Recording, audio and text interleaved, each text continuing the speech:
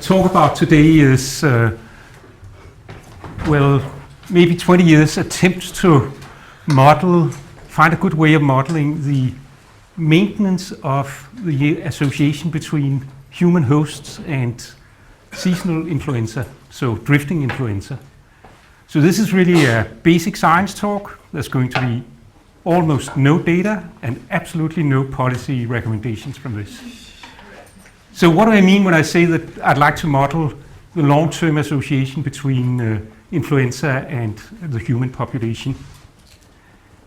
Well, the simplest epidemic model that you can imagine, the Kermack-McKendrick model, people usually call it, the model that says we start with susceptible individuals, they become infected with some rate that depends on the number of infected individuals, and then they recover. It's not a model that allows for the long-term association of the host and the disease, because eventually you're going to run out of susceptibles, and that's it. So what people then usually do is that they, for simple problems like measles, say, well, there must be some mechanism that renews the susceptible population. And that mechanism for measles is simply that you have birth of new individuals, and then individuals might die in all the different classes. So this is a fundamental mechanism that allows measles to exist over a long time. Maybe just for a second we should sort of contemplate that something major happened from the top line to the next line, because up there you have a model that works on a time scale of maybe a few weeks or a few months. This model down here claims to work on a time scale of years, decades, centuries, something like that. So we're actually stretching the epidemic model quite a bit by putting this loop on it, but it seems to work. But it's not going to work that well for influenza, because influenza has another property that I like to describe in terms of rate of antigenic change. And it's deliberately a weak concept, and I don't think you can make it very precise. What I have in mind is at what rate are antigenically new types of the virus or the pathogen coming into the population.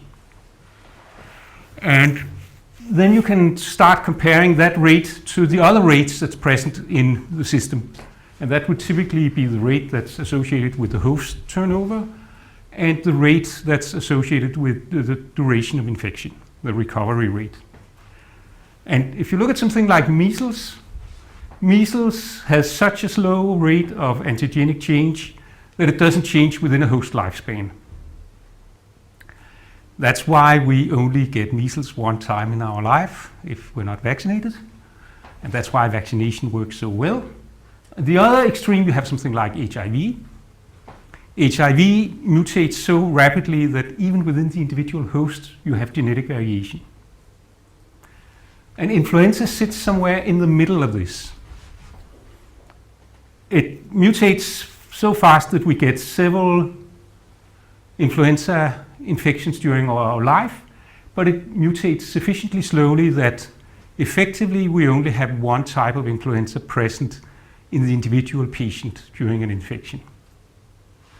So this has some good news and some bad news if we look at this attempt to make a description of the long-term association between host and disease. The good news is that because influenza, after all, does not change its antigenic properties very fast, we can still use this trick of thinking of the disease in terms of number of individuals that are infected with the disease. We don't need to count the viruses themselves. We can count them in these packages that we like to think about. That might not be the case for HIV, but it's certainly okay for flu. But this is not the mechanism that produces flu. The mechanism that produces flu is that the virus changes. So the arrow down here that says, in Danish, drift in immunity, is actually a little bit tricky, because what it means is that because these guys are changing, you lose immunity. So the question is, how can you get a nice mathematical formulation of this problem? And the first one to really address this question was Craig Peace in a paper from 1987. And he coined the phrase evolutionary epidemiology to describe this kind of association between the host and the pathogen. So what we would like to do now is to develop models for evolutionary epidemiology. Peace was a PhD student at University of Chicago, and that might be why he liked the phrase evolution in his title. Anyway, here's Peace's suggestion for a model to describe influenza. So the idea here is that we make a picture in what you might think of as a moving frame, because we are going to do our description out of the current infectious type. So we're looking at what viruses are around right now, and then our description is going to be relative to that virus. Since mutation is slow, we can assume that there's only one type of virus present.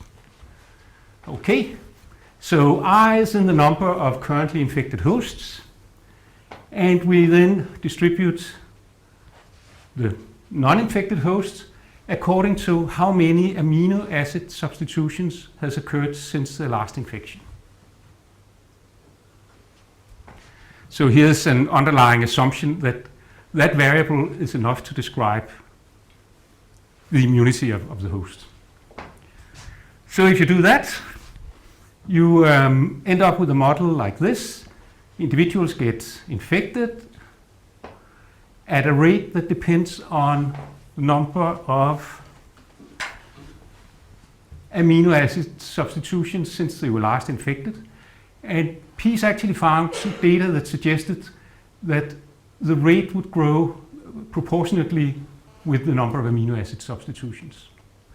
That's, of course, a claim that's not going to continue infinitely long, but maybe long enough that there's no susceptible left, so we don't have to worry about the absurd conclusions that you will reach.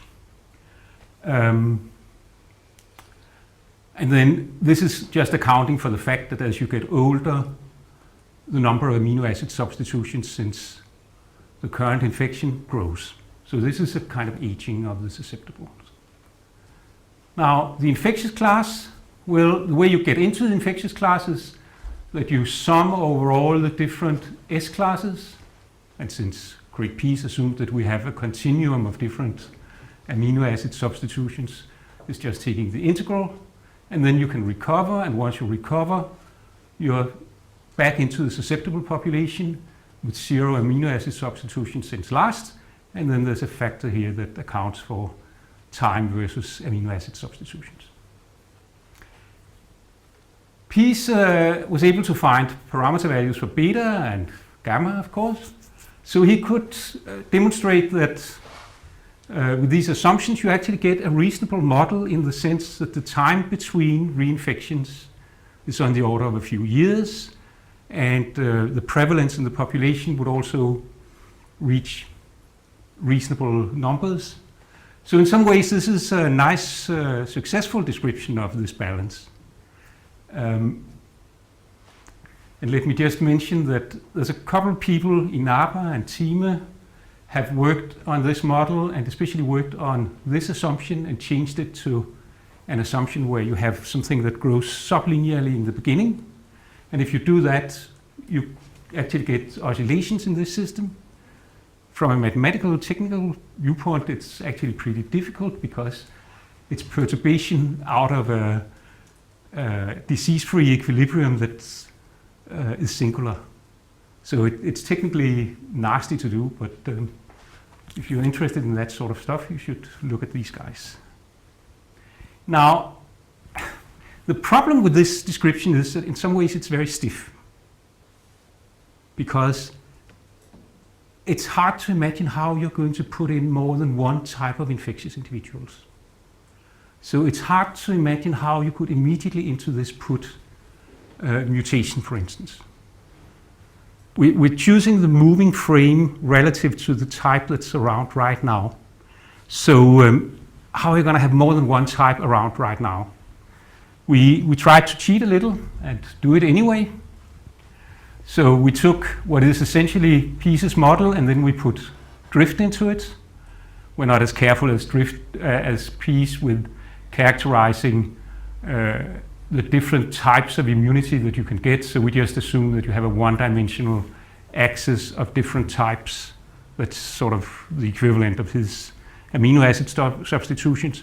And then we put it on the same time frame as the usual time. So you get the same dynamics as before. Infectious individuals can infect individuals of types that have immunity only to viruses that are a certain distance from the current type. And once so these guys disappear here and become infected. And once they recover with the type that they got infected with. This is a model that a little bit allows for diffusion in Peace's model. There's one unpleasant thing about it, and that is that we are forcing asymmetry in the system. We're simply saying that you can only get infected with types that are further along the x-axis than your own type.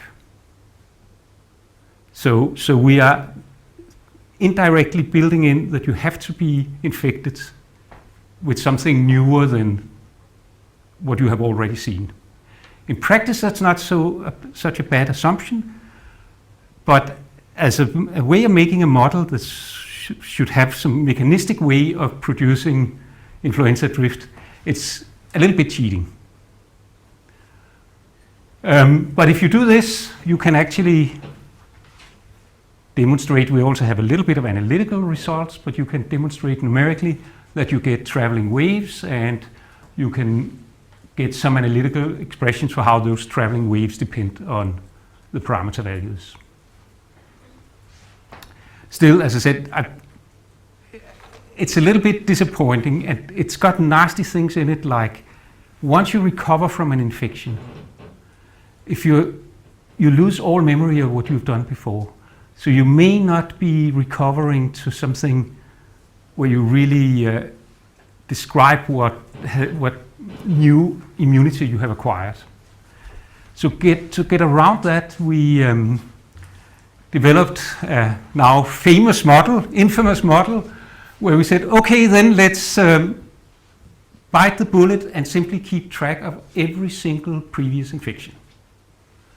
And that's a model, I believe Julia already showed it a couple of weeks ago, that looks like this. You're born susceptible to all types. This letter here denotes a set, that's a set of all the types that you have seen or that you have been infected to. And I'm not going to go through this. It's been criticized because the number of state variables grow with the power of 2 in the number of strains that we are considering. So if you want to consider many strains, as you would like to do if you want to do drift, the state space explodes. And that's of course a problem. I actually believe that this model has a bigger problem because it's been used in other contexts, namely in contexts where you have a finite repertoire of strains that you're studying. Katja Coel used it to a model like this to study cholera, and a lot of the work that Sunetra Gupta talked about is models of the same type where you are then playing with like a haploid model of malaria with some loci and 2 alleles on each, and then you get some rules for how these cross immunities should act. But the general impression is that you get oscillations in this kind of systems. And to some extent based on numerical results and to some extent based on analytical result, you see that the oscillations are of this order. The sigma here is the strength, the remaining susceptibility to the host after cross-immunity. And this timescale here is the timescale that you would know from measles models. That's the period of a measles model if you have no forcing in the system. So what you're actually looking at, the dynamics you're looking at here, is the dynamics associated with the host turnover. So it's simply not the right dynamics for a model of drifting influenza. It's the wrong mechanism that creates the oscillations.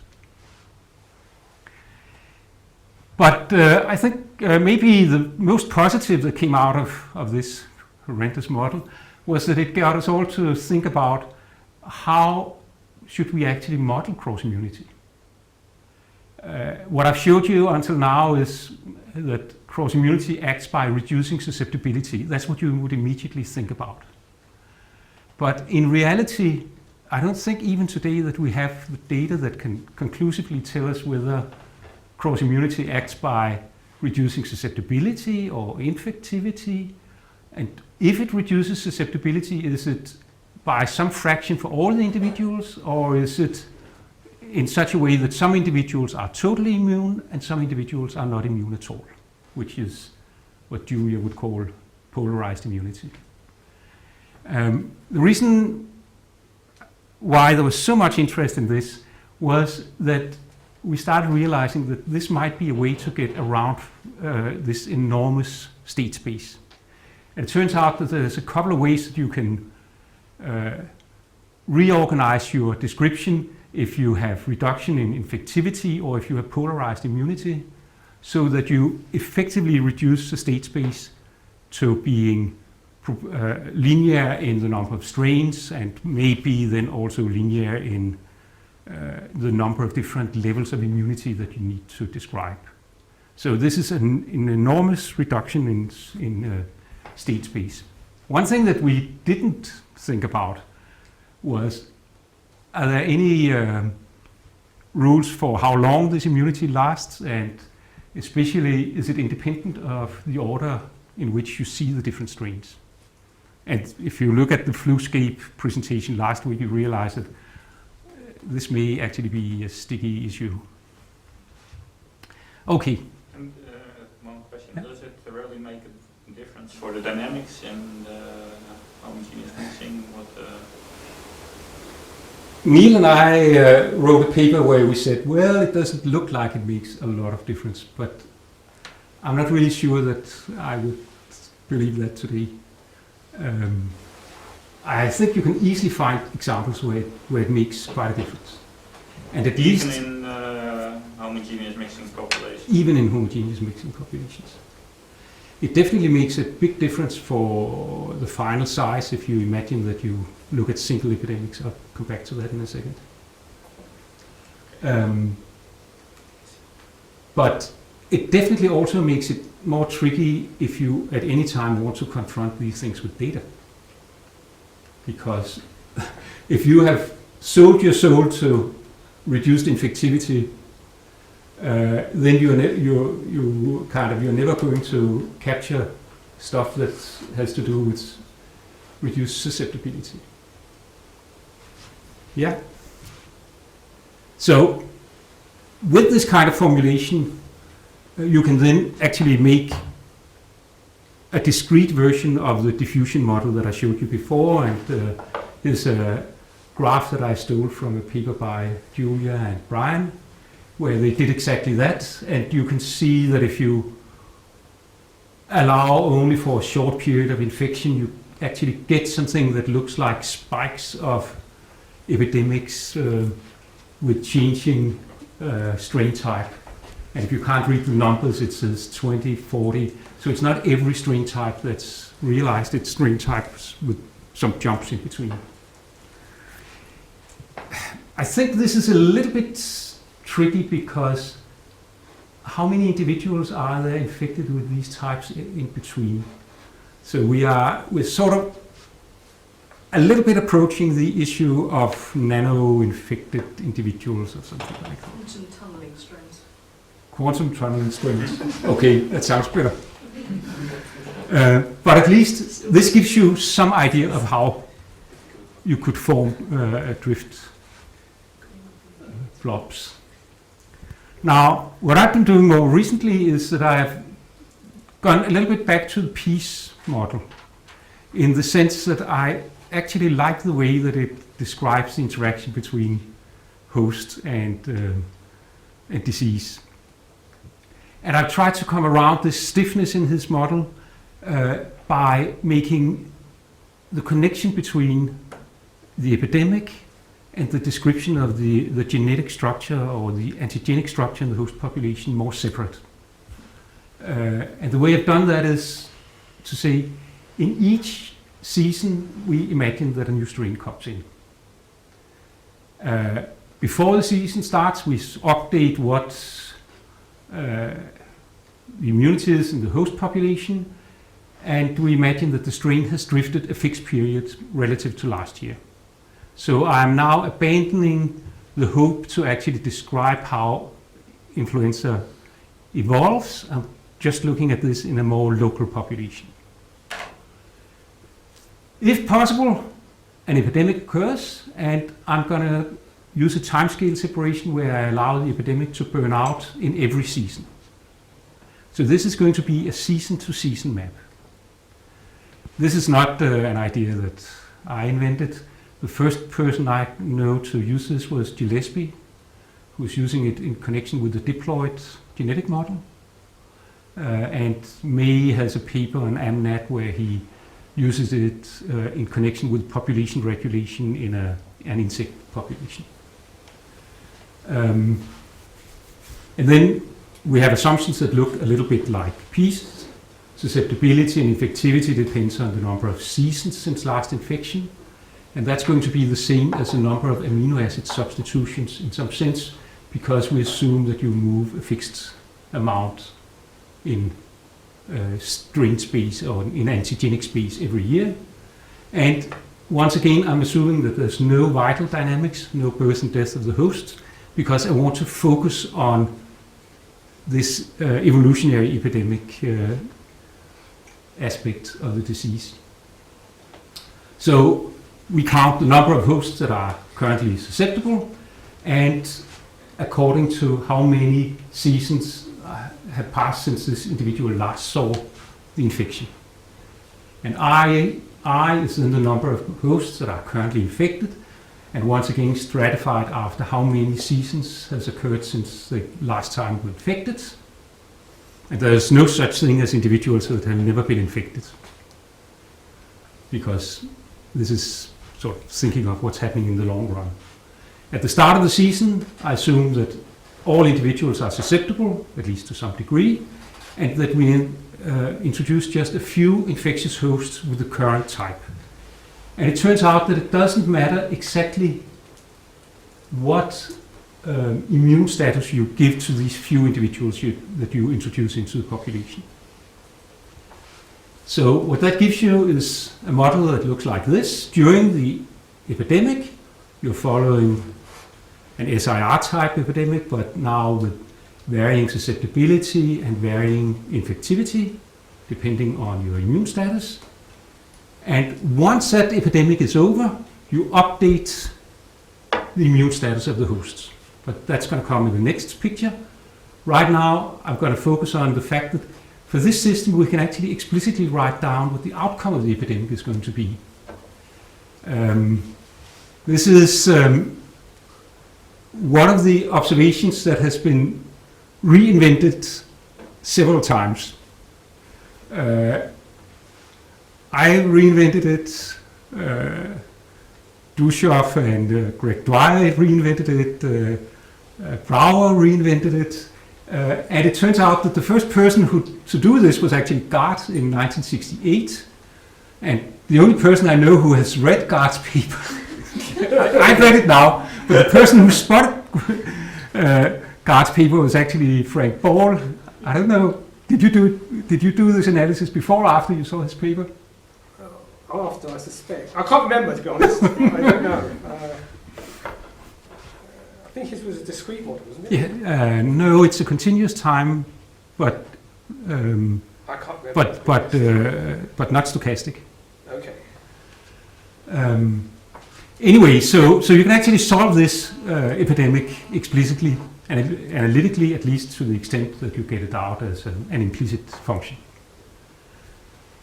So with that, you can update your population. So if this was the distribution of the susceptibles in the different immune classes at the beginning of one season, this is going to be the distribution of the susceptibles at the beginning of the next season. Individuals that were S1 now move to S2, and only a fraction of them are still susceptible. So all the S's move one down, and up on top are all the individuals that got infected that year.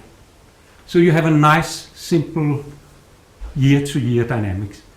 And this allows you to then, on this year-to-year dynamics, to begin to play with what assumptions would you like to do about exactly how long cross-immunity works and that sort of stuff.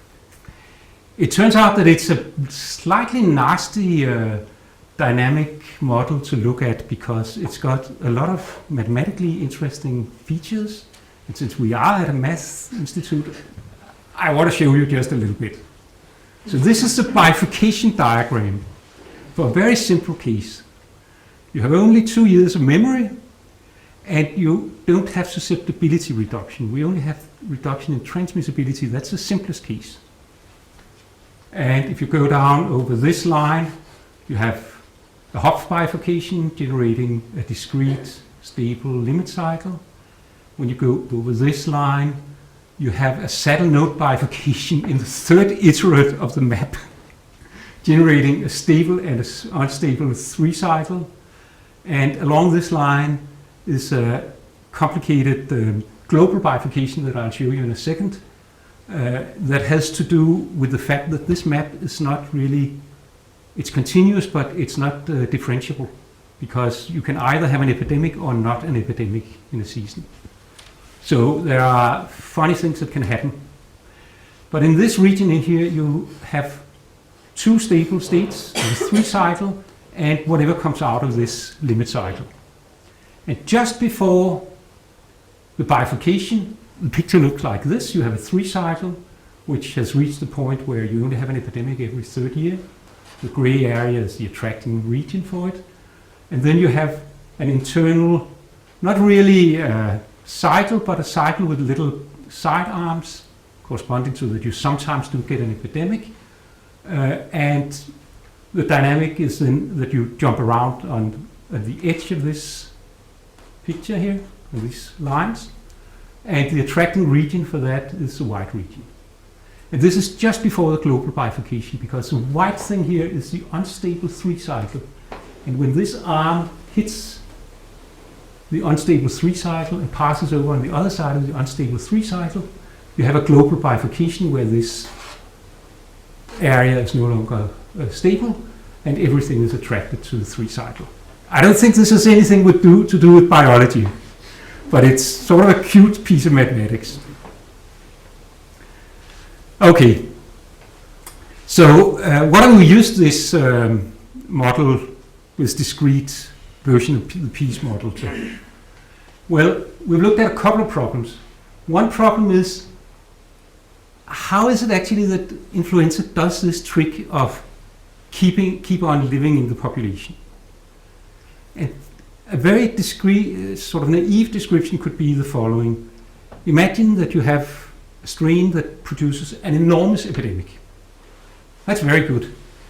But it's not so good for its offspring next year, because it's produced this enormous epidemic, so everybody is immune.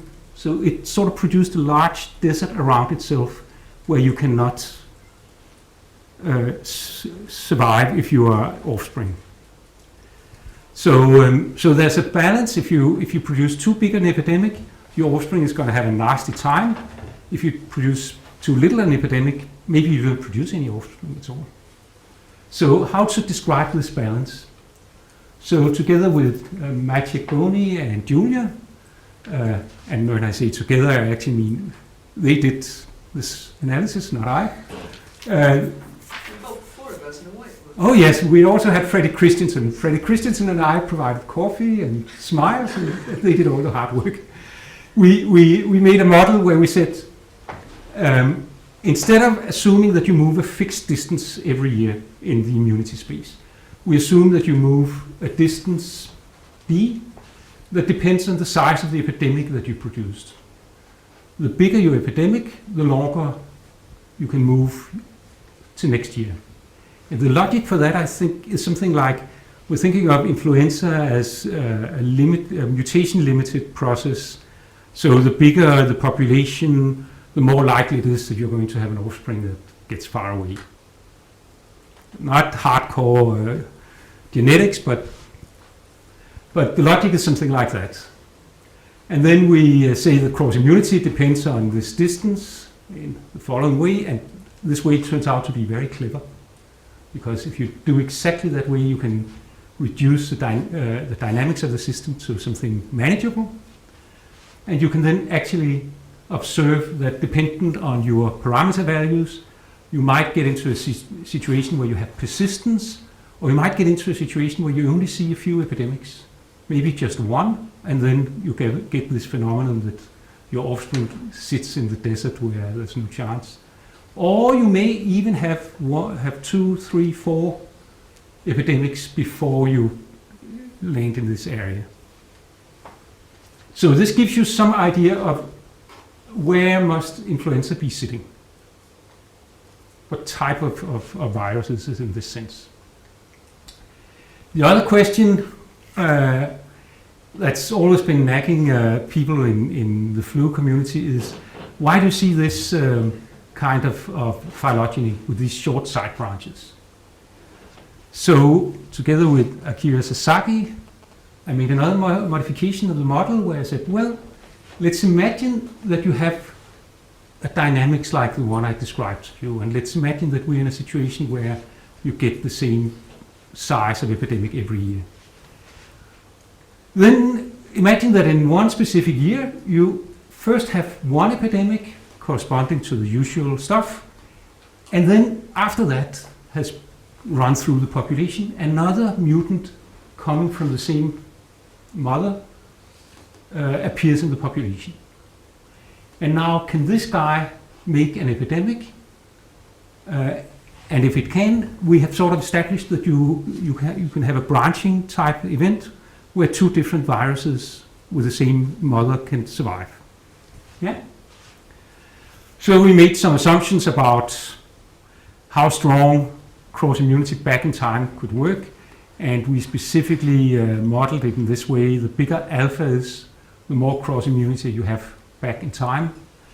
And you can then analytically derive conditions for when strain number 2 can get into the population.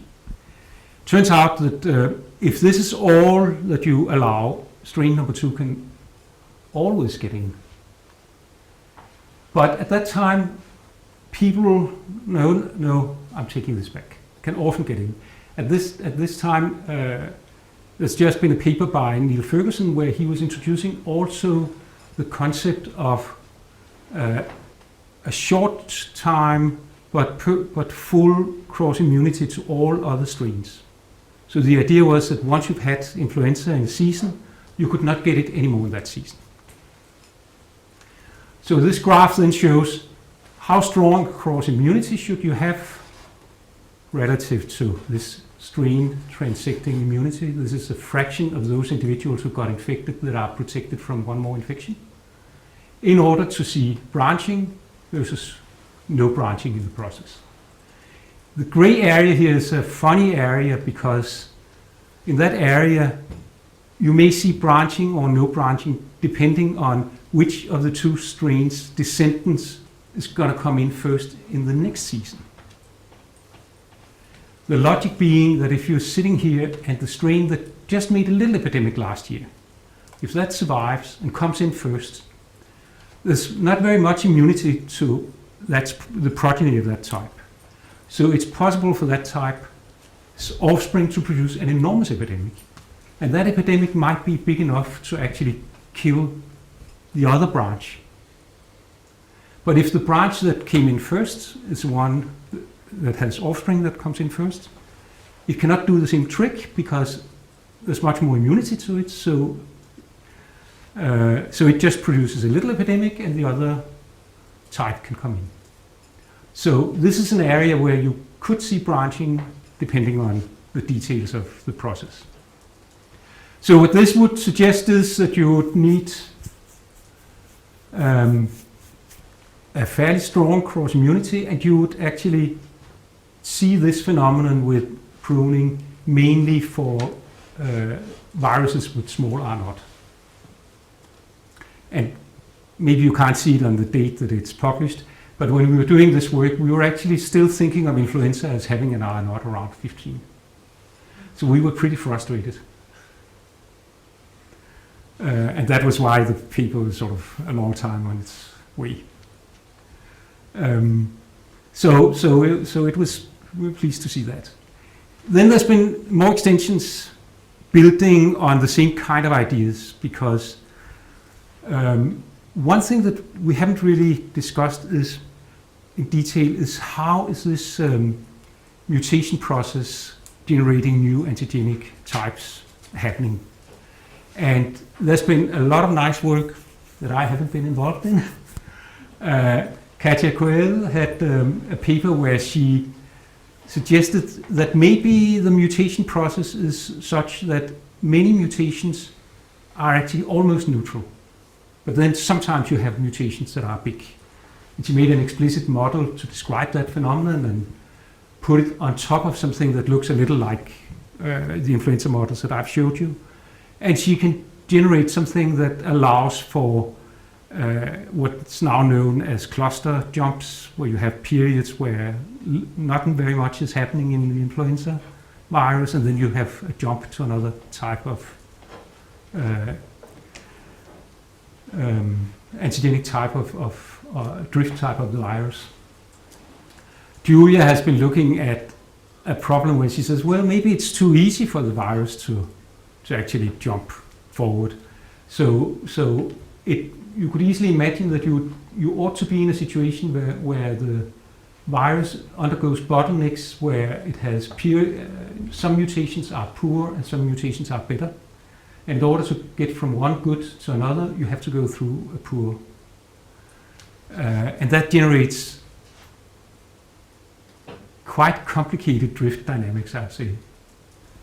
And finally, there's a completely different offer for how to describe this that's coming out of people modeling individually based epidemics. That's very attractive in this area, because if you look at the individual, you can for each individual separately record which strains that person has seen. If you don't need to sort of capture it in state variables like I've tried to do, you can do this much more detailed. Then you can take a model where you allow for that and then allow for cross immunity, the way we're doing here, and then just let all these individuals run around and see what happens. And if you do that, there's a paper by Neil Ferguson and Alison Galvani in Nature where they do it, but it's a quite complicated model where they have global circulation of the virus and several different subpopulations and stuff. There's a nice paper by Tria and others in a physics journal where they sort of cut that idea down to the bare bone, where you only look at this individual recording of previous infection events. And if you do that, you can actually generate something that looks a lot like the drift. But it's a little bit, for a mathematician at least, a little bit sort of frustrating, because it's a model where it's hard to really start doing analysis, I think. Okay, I have only one slide left, and that's a slide that I put in to honor Julia, because she said, well, 20 years ago, all talks would end with a slide saying future directions, when we're going to put in heterogeneity, age, and genetics. So I thought that I would also do that, just to report on what could we do to these things. It's clear that heterogeneity would play a role in these models. The obvious observation is that it would definitely decrease the size of the epidemics. It's not quite obvious how you would link it to the influenza model, because you have this complicated structure of immune histories or immunities in the population, and on top of that you want to put in now a structure of heterogeneity. How to do that without making things complicated might be a little bit tricky. I'm working on sort of a version of that with Bansal and, let me say, Nim, because I can't pronounce his last name. But that's a little tricky. It's a lot easier to do for the measles model. You can actually, in half an hour, write down a season-to-season map with measles type, host renewal, and heterogeneity. So that's not such a big issue. Age has been discussed a lot in this meeting. So let me just say that there are others that are better at that. Genetics, well, there is in some sense lots of genetics in these models. But there's one place where genetics has not really been allowed, and that is in the individual epidemic. Maciek and I and several others wrote a paper where we sort of looked at this issue, but it's inherently a very nasty issue, because if you think about, if you want to have two different types of the virus present in the population, the only thing you want to assume is we start with a few infectious individuals and then we let the epidemics run, then it's actually an ill-posed problem. You have to somehow specify the size of the inoculum and its composition between the two different types. You can't just let the competition do the job. There's a nice paper by Kindle and Saunders where they were here already 30 years ago. So that's sort of an outstanding problem. I hope that I can convince Mick to help me do something to this. And then there's one more issue that I think would be very nice to look at, and that is how can you glue these models of drifting influenza to the models of pandemic influenza? So how is the transition from pandemic influenza into the drift period? It's not at all obvious how you do it. The first thing you'd have to do is probably to understand why you get multiple waves of the pandemic flu. And that's, in my opinion, even though there have been several papers on it, it's not really a resolved issue, because we know that the virus didn't mutate a lot. There's no reason to believe that it actually increased its transmissibility. So that's not at all clear. But I naively, 5 years ago, thought about it as this would be really nice, because when you have a pandemic, you sort of have a clean slate, everybody is susceptible, and we can just start afresh. But first of all, that's not the case, because the elderly are already protected, apparently, from previous exposures. And on top of that, you have this nasty multiple wave. And finally, we don't have that many pandemic and therefore not that many post-pandemic periods to look at. So that actually made me go back and start collecting data on this. But I must say that in the sense of getting on with the basic science question, that's been pretty frustrating. There's other nice stuff has come out of it, but as a help to get on with this question, I don't think data is going to do as much good. So that was all I could tell you.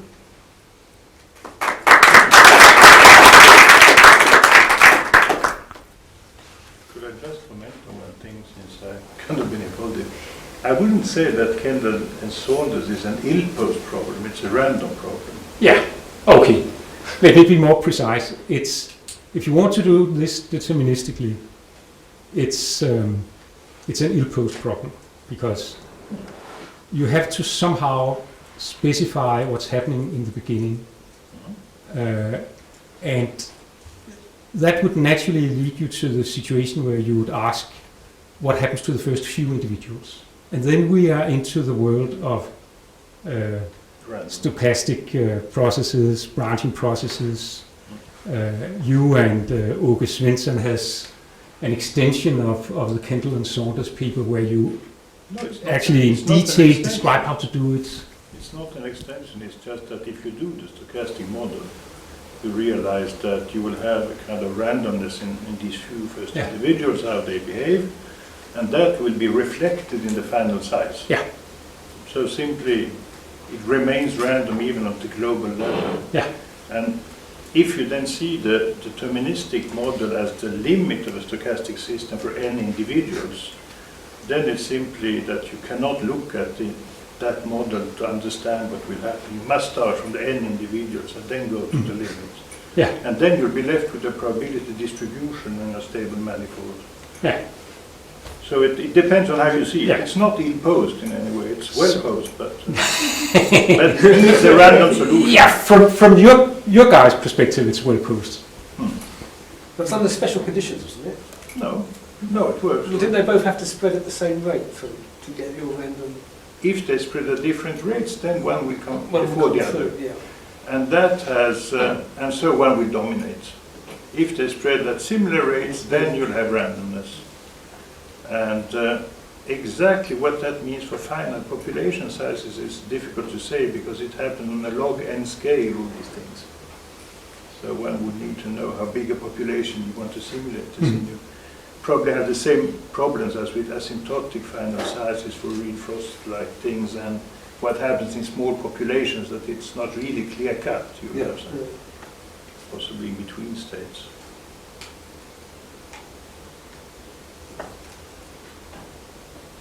And the next thing I would like to see on that would then be not just two competing epidemics, but two competing epidemics where you have only partial cross-protection. So that would be fun. That would be fun.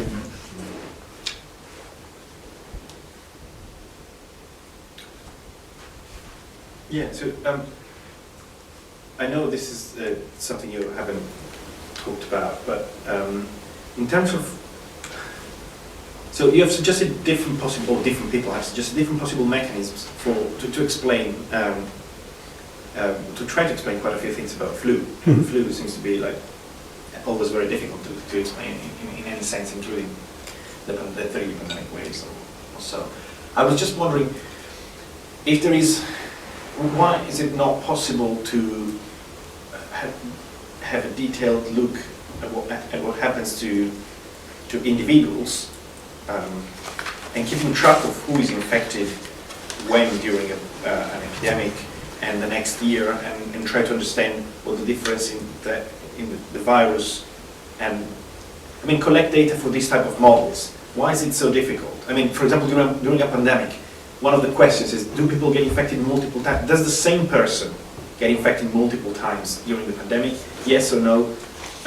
It's never clear. It seems like some people get infected repeatedly in different waves, and but I mean, it shouldn't be that difficult to keep the identity of the individual over multiple years and see what happens to these people. Because when a person goes to the doctor, you kind of keep the record of who that person is, I guess. Yeah, the problem with flu is that, I don't know if there's any good guess, but maybe 10% of infections will actually show up with the doctor. Okay. So you cannot rely on reporting, self-reporting to the general practitioner. What you'd have to do would be that you'd have to go prior to the influenza season or pandemic and select a number of people and then follow them through the epidemic. That's been done for students living in a boarding school, for instance.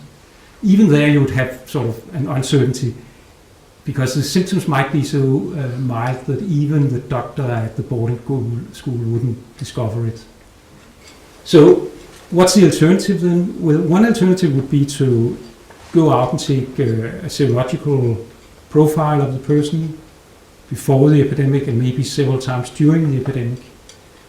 But it's a little bit sort of debatable how much you'd get out of that, because as you saw in the fluscape, you have these somewhat broad responses to exposure. You respond to several types. So it's not obvious that you would actually get much of an elevation even if you had an infection. So if you really want to do it, I imagine that you would need to go out to the person you're looking at several times during the influenza season and draw blood and see if you can grow the virus. Cecile would know more about this than I. But I imagine you would have to go down to something as detailed as that. No, I mean, I think you're right. It's hard to catch reinfections. I mean, there's been good cohort studies in Hong Kong trying to get at that, but interpreting serological studies is complicated. But I mean, I don't think you could grow virus from the blood, right? Because it's not growing, it's not circulating in the blood. But the only thing you can do is have very detailed serological study combined with good ILR surveillance of the population that you closely monitor and try to see what the different data tell you. I would imagine that you should swab the throat and yeah, but or you the would lungs need to swab or them whatever. every week, right? I mean, More than a week. Yeah. every few days.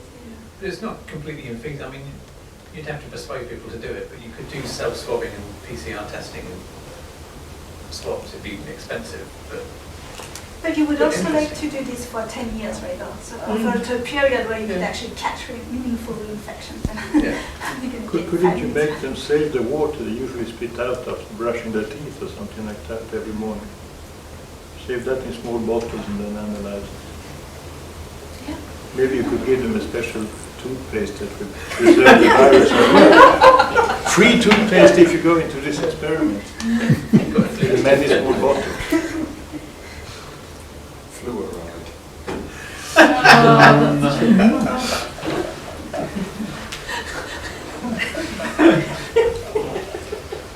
So I guess to some extent the answer is this is a great area for theoreticians because there's so much that's not known. My own motivation is more this that it's a disease with a very funny population biology, where you cannot understand the population biology without framing it in an evolutionary context. But I guess there's also an evolutionary side to the other side, which is what is it that comes into the human population, because it must have gotten selected in the probably animal population in which it mutated. So it must also pass a test there, that it's viable in that population. And then, so it must do the same thing in that population before going over to humans and then see if it's also viable in humans. So it's not, I don't think it's a kind of constant drift over years. It will depend on what was enough to infect the pigs or whatever is the reservoir for this. I think the picture is that when you have a pandemic, there's a new subtype of influenza coming into the human population. Influenza has 8 strands of RNA, and usually 5 or maybe even 6 of these strands are conserved. So they are human-associated strains, so to speak. It's only 2 strains that come in. And then the period that I'm talking about, the drift period, you don't get a renewal of the genetic material from an external source. That's mutations that are occurring within the human population.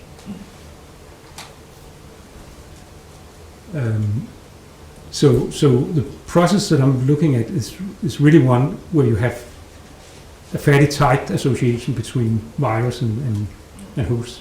But then in your first model, where there could be epidemics or not, depending on the distance, then effectively the non-existence of epidemics slowed down the speed of movement. Because you had a constant movement, and then you said 1 year was not enough, you have to wait 2 years. But if there was no epidemic, then there would also be no mutations, because you need people, I guess, to mutate in. I was a little bit quick because what I had in mind at that time was a model that would describe, for instance, influenza in Western Europe. And as far as we know, it's now so that it's so that every year you have a reintroduction from outside the area. So the question is not so much is a reintroduction from the global circulation of influenza. It's more a question of would that reintroduction actually be successful in the population? And I believe that also in reality, it's not every year that, for instance, a Hong Kong influenza has a success in Europe. So you'd have years with very little or no circulation of H3N2. And in fact, you've got two interacting strains there, because you've got H1N1 and H3N2. And B. And B. Yeah, but as far as I know, B doesn't interact with A. Well, I mean, it probably does to some extent. I mean, not as much as H1 and H3, but for instance, during the pandemic, there was little B anywhere throughout Yeah, the the world. following year there's not. Yeah, but so it means Yeah. there is some interaction there. Has anybody ever been able to demonstrate antigenically that there's an interaction between the subtypes?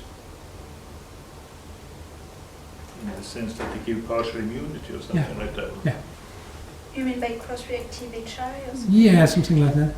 I mean, I don't think you see any cross-reaction this way. The idea is that it's more like T-cell based immunity Yeah. that would drive this level of interaction. A bit like the short-term Yeah. immunity that Yeah. Ferguson has. So you have some kind of exclusion effect that you cannot, that your immune system is elevated, so you cannot get more than one influenza infection within a certain period. Many of the T-cell epitopes are conserved between subtypes, so there's a good basis for that. But explaining why it's short-term or on what length it is, why there isn't any long-term T-cell cross-reaction in flu. But then there are antibodies that are supposed to have protected the 60-year-old, the 2009 epidemic. Yeah, but that's against a strain which was antigenically similar. So the surface proteins were clearly related.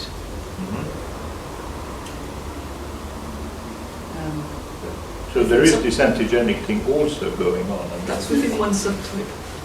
yes, So they must be this is similar actual at least in some sense. I mean, the fact that you see replacement in a lot of pandemics, not in 2009, but like in 67 and 68, suggests that there is some interaction always when Yeah. it comes to replacement. Well, 2009, the pandemic H1N1 replaced the seasonal Right, H1N1. okay. But you didn't wipe out H3, but you're right. And the idea is that it replaced the seasonal one because of the short-term protection effects. Yeah. But why didn't the other type come back a couple of weeks later? And the short-term effects. How short is short? The short could be several years, by which time Is it's the gone short, extinct. is the short several years? Is that the idea? Several T-cell months. immunity could be lifelong. If it's just the innate immunity is ramped up, that could be a few weeks, a few months. And that is not really known then for influenza, how long this protection lasts. We don't know which of these it is.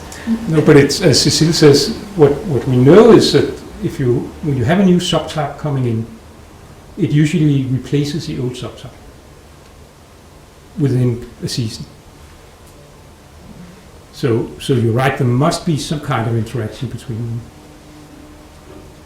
And the exceptions is the reintroduction of the H1N1 in 1977. It's only been out of the human population for 20 years when it was reintroduced, and at that time there was sufficiently many that had immunity to this type that it didn't make a very big pandemic. And that's the usual explanation why H3N2, the Hong Kong influenza, survived. But H3N2 replaced the Asian. Asian H2N2. Yeah. Someone having had your kind of first go at any load of ILI is probably going to be more severe, but that's just massively confounded by age. So ILI in someone very young is worse, but their lungs are smaller. And so you don't know if that somehow, I don't know how practically you can extract that from an effect there might be of just general, the more flu you see of any kind of flu, the better you are at dealing with flu immunologically, because you also get, you also do get older. And and Viggo and so on during that time where it's important. But old people are in more danger from seasonal flu. Well, this is about when you're getting your first few infections. This idea of like your first one, is your first go of influenza is probably very important and more severe. And is that just priming your immune system generally for flu? I think it's hard to tell because it could also be more severe just because you're smaller, your lungs are smaller. But it's true of a lot of infections, right? I mean, But it's striking that during pandemics, the elderly that's protected are really protected. Even if they're 70, 80 years old, you don't see much of an elevation in mortality during a pandemic. This was true in 1918. It's usually described as mortality was W-shaped, but the two arms out in the W are primarily due to the fact that they didn't correct for the background. So they simply assumed that all mortality was equally relevant for the pandemic. And if you remove the background, you have basically no additional mortality in the elderly. Even in the very old, that's usually susceptible to seasonal flu, which is a little hard to understand. It's interesting, the elderly don't die of viremia, right? They die of secondary bacterial infections. So they probably maintain their immune status quite well, I think. It's generally reckon they're just conditioned on infection, the outcomes are an awful lot worse. that's true, but it doesn't explain why they are protected during some pandemics, right? Because that what you describe also happens during season. I mean, they're not getting infected pretty much during the pandemic. The recent one, yeah. Yeah, or in 1918, yeah. Well, you might argue that elderly people were a bit atypical in 1918 because life expectancy was a few decades Right. younger. Well, elderly in 1918 is 45 plus. Yeah. And the other intermediate ones were, because there's kind of a genetic story for why because kind of 2009 flu was a bit like that 70s flu. So if you'd seen that, you were, it was a kind of reassortment, wasn't there? Some genes that had been around in the 70s. Well, this was the antigenic story.